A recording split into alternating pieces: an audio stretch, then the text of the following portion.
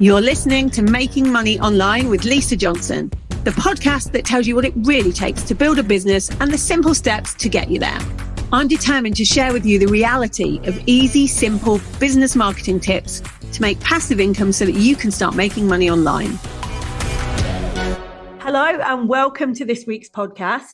I have got somebody really cool with me today that I think you're going to really like, and somebody that we can learn a lot from because she's been in business for a long time and she's doing some big things. So I'm here with Sophie Milliken, who works with founders and senior execs to raise their profile. And how Sophie talks about it is it's like a modern PR agency, and really want to explore what that means, because I do think that PR has changed, especially for online businesses. It's changed. So welcome to the podcast, Sophie. Thanks for having me. Although you're making me feel old saying that. It's because I feel like a baby in business when I'm like, I've been in business for 6 years. Everyone's always like, wow, you're really new. So, I mean, this isn't your first business. Like, you have Moja, which is this modern PR agency. Well, what did you do before that?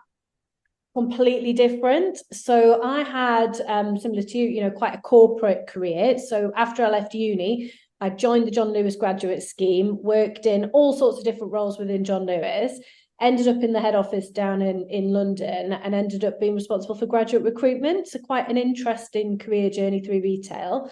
And I then left about, over 10 years ago now, and set up my first business. So the reason for that was that I'd moved back to Newcastle, was commuting to London, which is a bonkers commute at the best of times.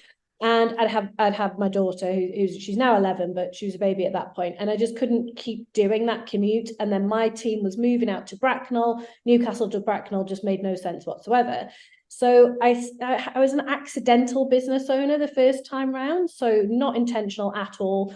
It was because I was on really great money in that job, was looking at roles that were even vaguely similar in Newcastle, and they were on like a third of the salary that I was on with John Lewis. Yeah. So much as I'm not completely motivated by money, to take that much of a drop when I was, early 30s at that point just was a bit bonkers.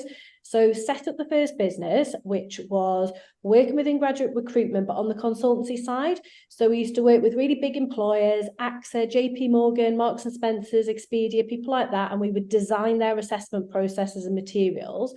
But then the really fun bit that I enjoyed the most was actually working with universities. So we used to prepare their students for graduate jobs, and we did it in quite a quirky way. So we used to hire out football stadiums and put 200, 300, 400 students a day through a mock assessment centre. Wow. So giving them a taste for the real thing and giving them lots of feedback that was helpful. So very, very different from what I'm doing now. Really different. So why did you start that? Because that is quite different even to what you were doing in John Lewis. I suppose you had the graduate side of it, which would have helped. But I mean, not many people just go, oh, you know what, I'm going to start a business and go in for something that big. It wasn't intentional. So I set it up with a co-founder at the time, but he only stayed for a few years. And I think one of my strengths is around saying yes to things and figuring things out. So I knew all the employer side of it, but that whole concept of doing the football stadiums was a bit bonkers looking back. It came about because a contact of mine at Manchester Met Uni, who I'd known through John Lewis, had got in touch to say she wanted to run a large-scale assessment centre with her students, and could we help? And I'm like, yeah, sure we can. So whereas I was used to as an employer running an assessment centre for like 12 candidates max, she was like, oh, we want to do it for 850. That's fine, sure. Well, we could do that. And the first one we did was actually in a hotel, which was such a bad venue because you had rooms all over the place on different floors, no logic to the rooms. So the students were just wandering around. It was quite chaotic. But as soon as we cottoned on to the idea of doing them in football stadiums, it just took off because it made the logistics really simple. It was quite fun for the students. And it was a really great way. We used to run their event at the Etihad Stadium, so the Man City Stadium, so a beautiful stadium. And we would invite other unis to come along and observe what was happening. They were sort of taken in with the excitement and the energy that was in those events. And it made it a really easy sell. So, yeah, it was kind of a case of saying yes to something and then work it out later. So what happened to that business? Because that's not the business you have now. Correct. So I grew that business quite significantly at the point where my co-founder left. And I think there was a couple of things that made that business really successful. One was actually him leaving, because he'd fallen out of love with the business. And I still was really excited about it. I knew it was going to be a big business, and he just thought it's just going to get to, he said to me, oh, it's going to be like a 250 grand business. This is a year in.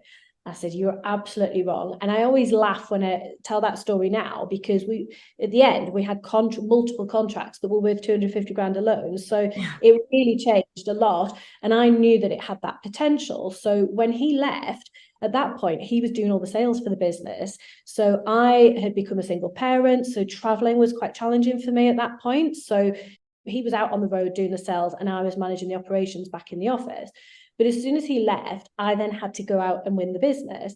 So literally the day he left, there was nothing in the order book for that year. It was the start of a new year. And I was like, shit, is this going to work out? What have I done? Should I go get a job? And literally within 6 weeks, I had more business than we'd ever done booked in.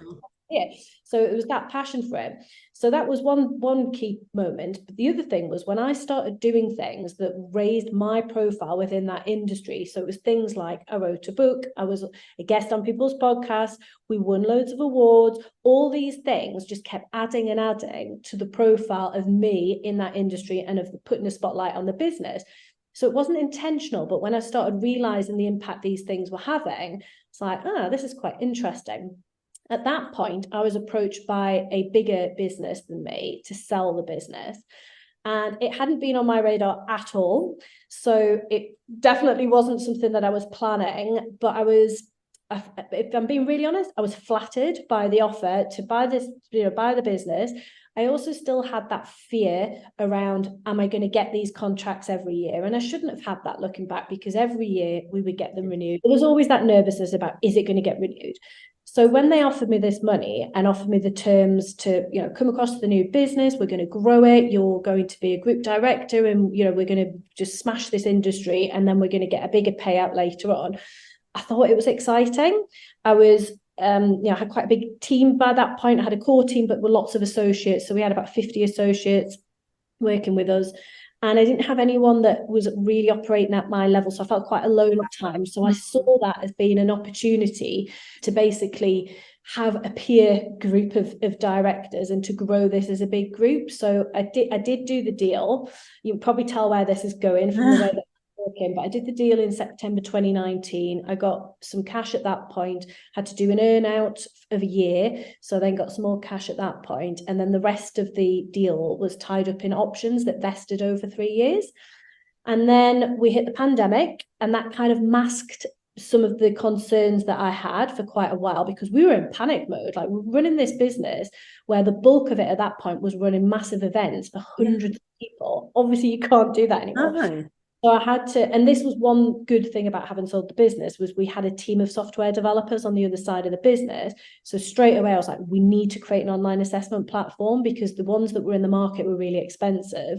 I had to persuade one of my clients to be a case study or a test, try it out online, so that we could record it, so I could then sell it on to everyone else. Anyway, it did work, and we ended up having a record year, because the unis were panicking so much about what could they do online. We were like, hey, we've got this fantastic. So we actually did do really well out of that. But like I say, it masked some of the concerns and some of the issues I had with these guys. So they were based in Manchester. We had an office in London, and we had our office in Newcastle. We then bought a business based in Sheffield. So we're onboarding these new businesses. And I just a few things happened that made me feel really uncomfortable. There were things that I was promised in the deal, in the contracts, even in the paperwork, that just didn't happen. And I kept asking, and then they'd fob me off, and I kept asking.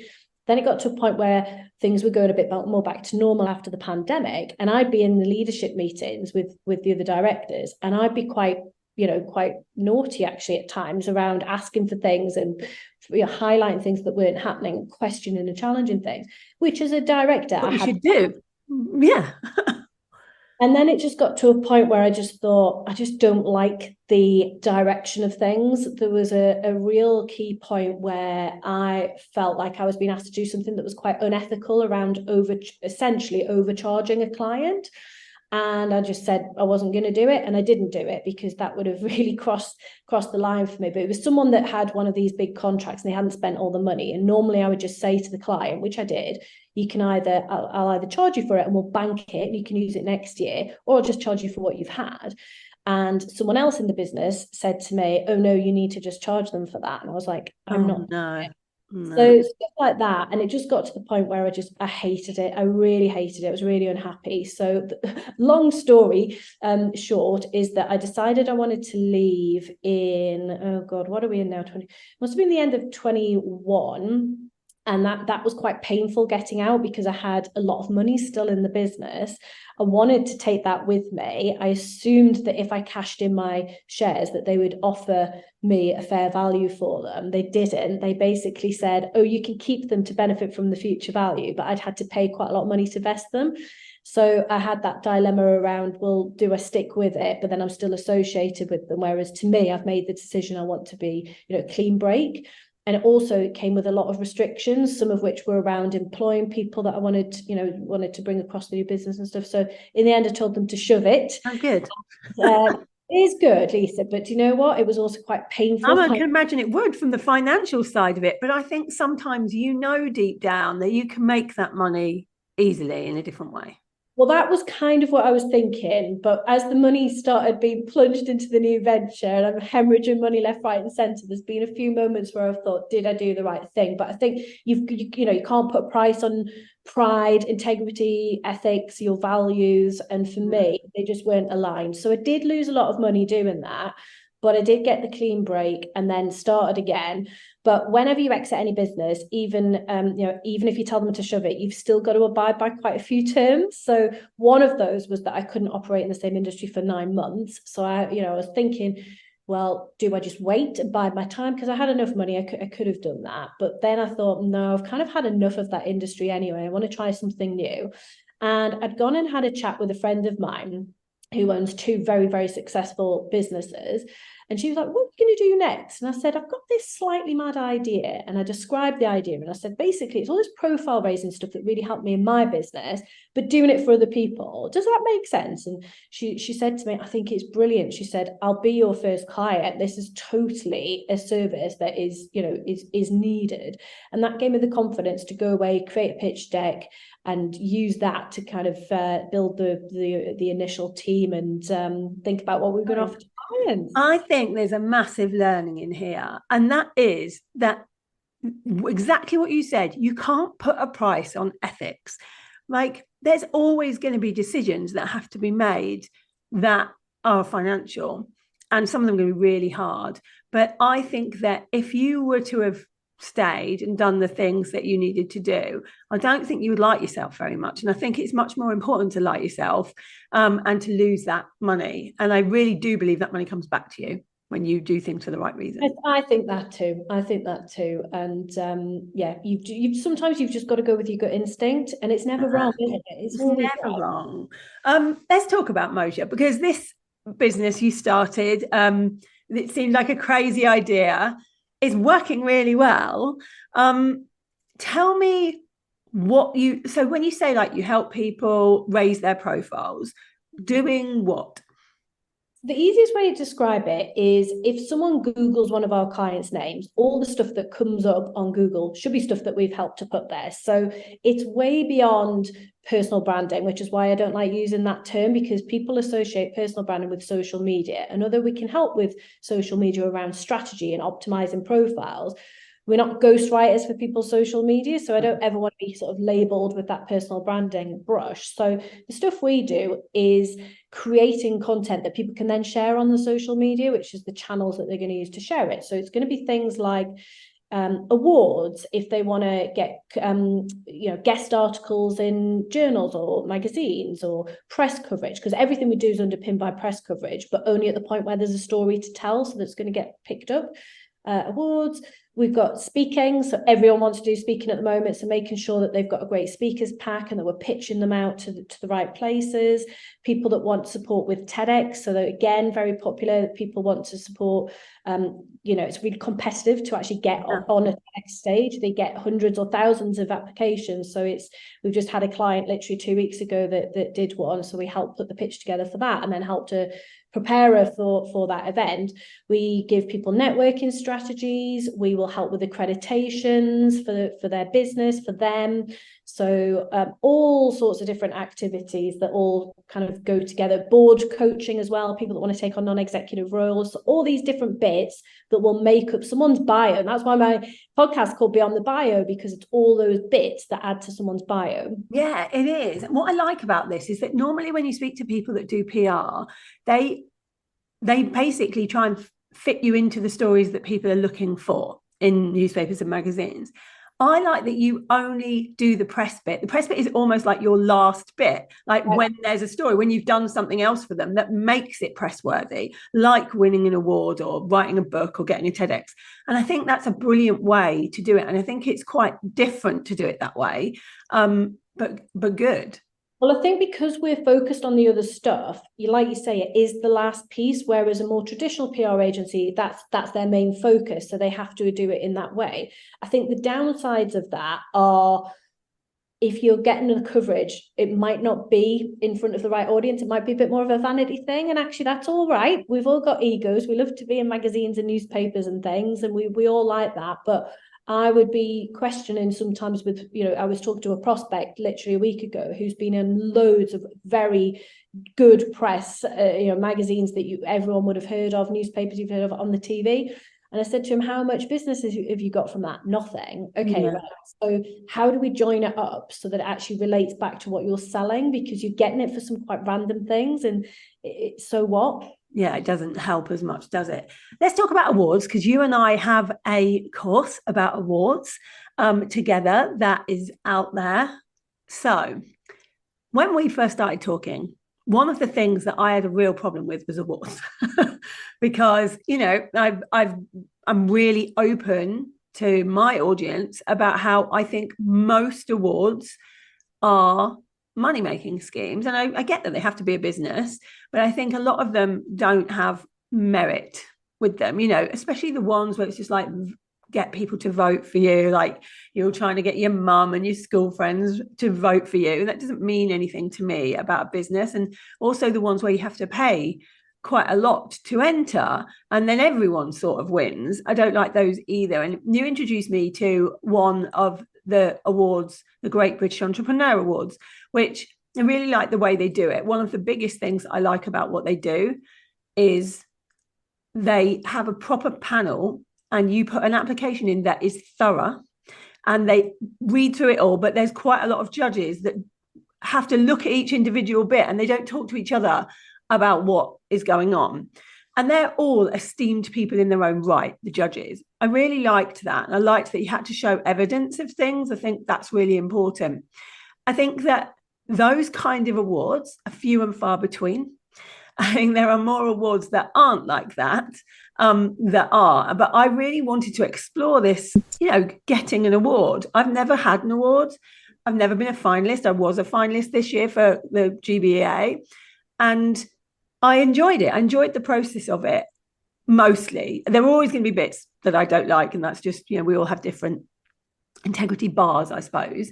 But what I saw was that when people do want an award, what they wanted to know is, A, how can they tell a bad award from a good award?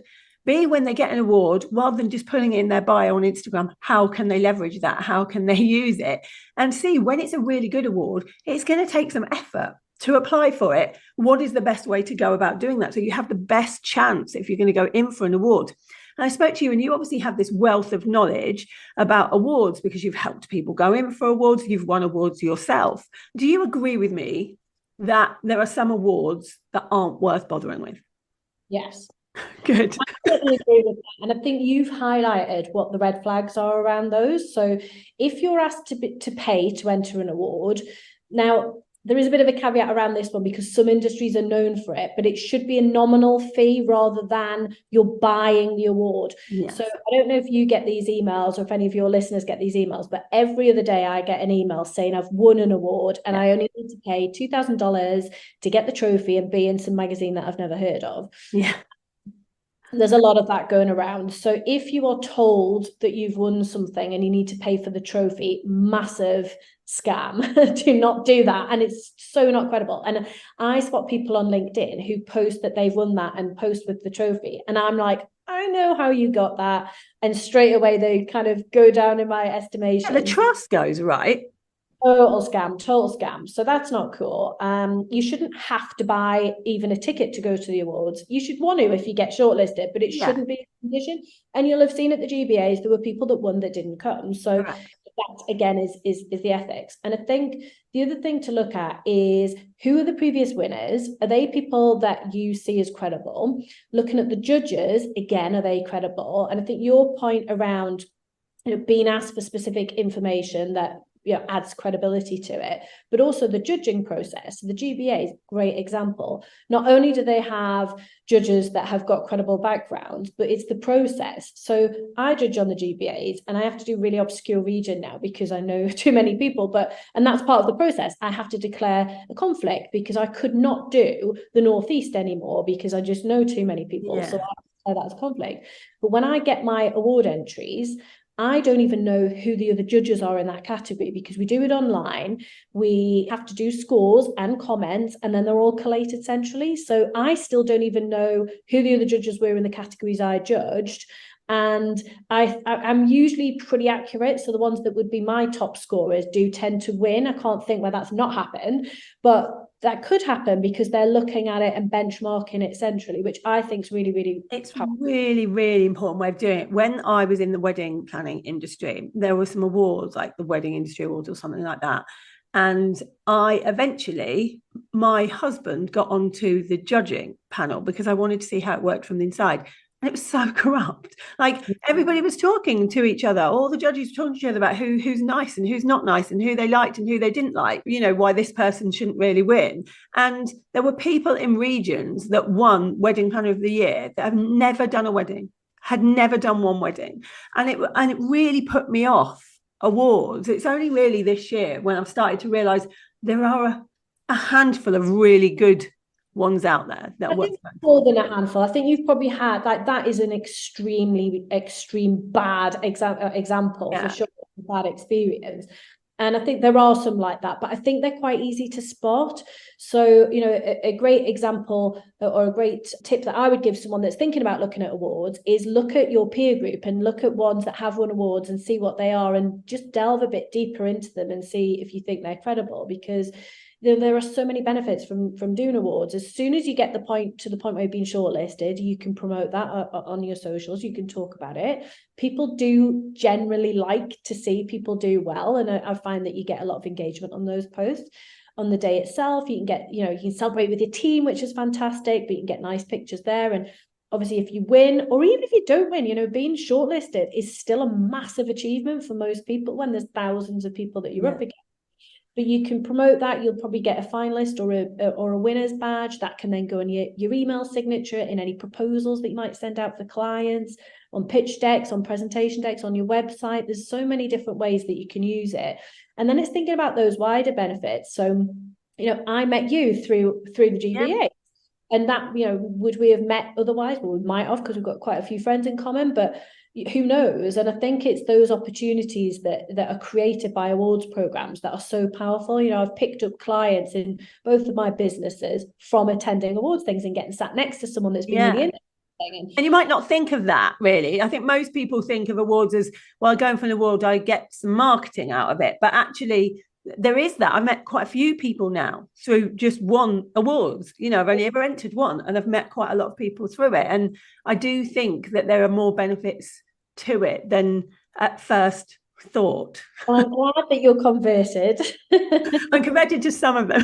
But what I like is in the course, you talk about how to spot the good ones, like the ones worth having, because I think that's really important. And then we also delve into how to put your best foot forward with these things, how to really showcase what you do in an awards application, because I think that it's more difficult than people think. There is a lot to it, and people are putting stellar applications through.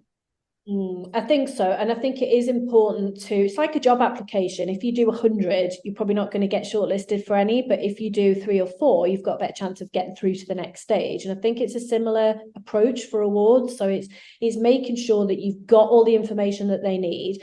And the awards judges, they love stories. So they want to hear some of the personal stories. They want to hear about your why. They want to see the stats around your business. So you can't be fluffy. You've got to be really focused. And it's really important to do a lot of that preparation in advance so that you're not kind of leaving everything to the last minute and it's all rushed and just a bit crap. And as an awards judge, I've seen different qualities of applications, and you can really tell the ones that people have spent time and effort on, for sure. Yeah. Brilliant. If you're interested in awards, by the way, and finding out more how to, get an award yourself, have an award-winning business, then do have a look at our course. I've put the link in the show notes for that. So with your PR, call it PR, I think it's a bit more than PR what you do, but with your PR hat on, if somebody was like, I really want to raise my profile in 2024, like this is what I really want to do, what would be one thing that you would tell them to do that would make a big difference?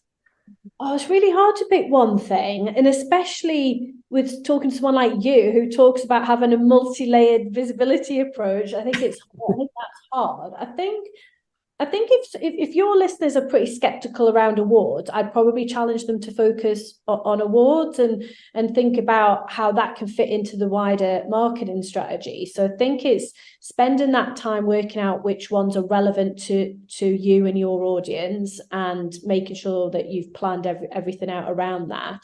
Because I think once you've got that, it then leads off into all the other things. It's, the networking that you get off the back of that is then going to get you probably invited onto someone's podcast or get coverage in this thing. So it's all those bits that add to it. And I think, if your audience is as skeptical as you've been in the past about awards, then I would be saying, take a look at that, because I think it can be game changing for people. Amazing. Brilliant advice. If somebody wants to come and get your help to raise their own profile in lots of different ways, where is the best place for them to go? So I'm biggest on LinkedIn. So you can find me really easy just by popping my name into LinkedIn. I also dabble on Instagram, and I'm on the other platforms as well, but they would be the ones that I would go for. Brilliant. And make sure you go and have a listen to Sophie's podcast, Beyond the Bio. I am on there. So yeah, go and have a listen, because there's some really good guests on there and really diverse industries as well, like people doing lots of different things. Yeah, well, we focus on one teeny element of profile each week, so there's really cool stuff there. We've got stuff around podcasting, YouTube. Obviously you were talking more generally about your story, which was awesome. We've got stuff around awards, we've got books, we've got everything. Yeah, it's a really good podcast. We'll put the link to that as well. Thank you so much for coming on today and chatting to us. And thank you, everybody, for listening, as always. You know that I've been challenging myself recently to think a bit differently, especially with the spiritual stuff, and to just challenge my own thinking around things, because I think we can get set in our ways of what we think, and we don't allow ourselves to have a look and see if things have changed. And one of the things I did was have a look and see if awards had changed from the last time, years ago. I was so set in my ways thinking about awards, and I wanted to challenge that, and did, and actually found some really good stuff out there. And I would love to challenge you to do the same if that's how you think about awards. I will be back next week with another episode. Until then, have an amazing week, whatever it is that you're doing. Thank you for listening to Making Money Online with Lisa Johnson. If you'd like to get hold of my guide to launching, go to lisajohnson.com/launch, and let's get you making money online.